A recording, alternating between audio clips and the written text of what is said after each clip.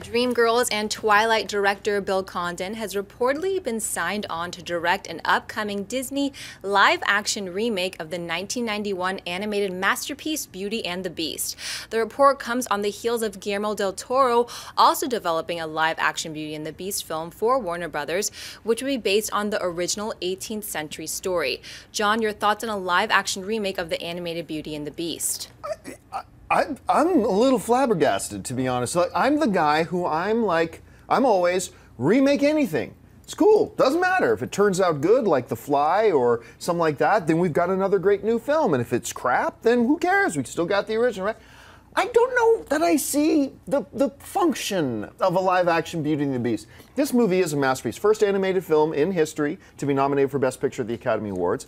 It's wonderful. I went to go see, I kid you not, the live-action stage play 4 times in 3 different cities. It's beautiful, it's magical, and it's wonderful. So I'm down for it. I do find it a little bit curious. This is going to be a weird one to translate from animation to live-action. I got a feeling it's just the kind of story that is just served better in the medium of animation.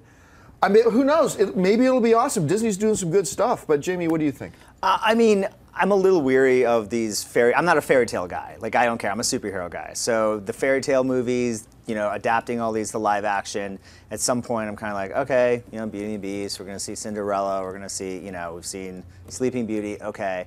I really liked Maleficent. I thought they did a really great job with it. And I even liked Snow White and the Huntsman. So it could be cool, and Condon doesn't quite have that, I don't see it, you know what I mean? Like, right. I don't know what his sort of DreamGirls version of Beauty and the Beast is going to be. But I'm more excited about, anything that has Guillermo del Toro attached to it. Well, that would be Warner Brothers. That would be Warner and Brothers that's a whole version, other, that's a whole other Beauty and the Beast. But I'm kind of in the same camp with you. I'm like, okay, let's do it. You know, well, here's a question. And it's got a brand, and that's what the studio's looking for. Like, let's sell this brand, and if it works, it works, and if it doesn't, you know, it's just an expensive write-off for Disney. But here's a question, though. I mean, he obviously has a little bit of a musical background. Yeah. This film is obviously a serious musical. So then the question becomes, do you think the live-action version will also be a musical if it's actually a remake of the animated one, Christian? I mean, well, first I'll say I don't like it. I don't like why they're doing this, and I mean, I understand why they're doing it in regards to, because it seems to be success. Maleficent just did it, and you know, The Little Mermaid, they're going to do it with Sofia Coppola. They have all these properties now they're going to revisit. In regards to the musical, I also saw the play twice. I saw it at Broadway and I saw it out in Los Angeles, and I think it worked for stage. I thought it worked for animation. I'm very scared for how it's going to translate into film, and I'm not the biggest Bill Condon fan. I'm just not. Even though you're saying, well, he did the 2 best Twilight films. Did Twilight. You know what I mean? So that's quite a loaded statement. That's right. I mean, it's like, okay, great. You made the best 7-Eleven hot dog. You know, so in regards to singing and if they're going to do it the right way, it comes down to things that we've said here a million times. Who do you get to star in it? How are the effects going to do? Are they going to do motion capture for the Beast? Are they going to do CGI for the Beast? You know, what are they going to? It's a lot. It's a big battle to fight, and I don't want to be a part of it. So here's an interesting thing, though. With the Guillermo del Toro version, some people, I'm sure, will inevitably ask, well, wait a minute, how can 2 different studios be making this? Well, because it's based on basically open source material right now at this point. The Beauty and the Beast story is written in the 18th century, so I mean, anybody can do something on it.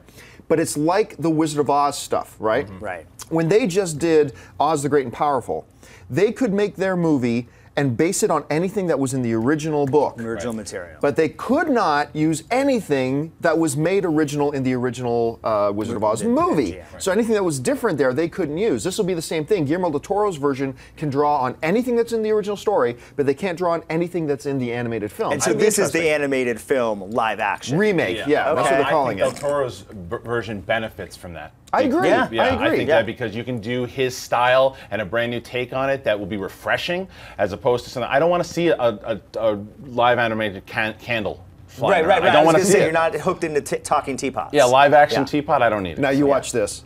2 years from now, we're gonna be sitting here talking about, is it the #1 or the #2 best movie of the year? Eating Crow. Yeah, we're gonna. All right, what's next? Denzel Washington's been cast as the teapot. Hey everyone, if you liked this video, click that thumbs up button and make sure to subscribe to our AMC Movie News YouTube channel. It's free and helps you stay up to date with all the latest movie news, as well as our daily AMC movie talk show. Also, make sure that you follow us on Facebook and Twitter to stay up to date with all of our special promotions, contests, and prize giveaways.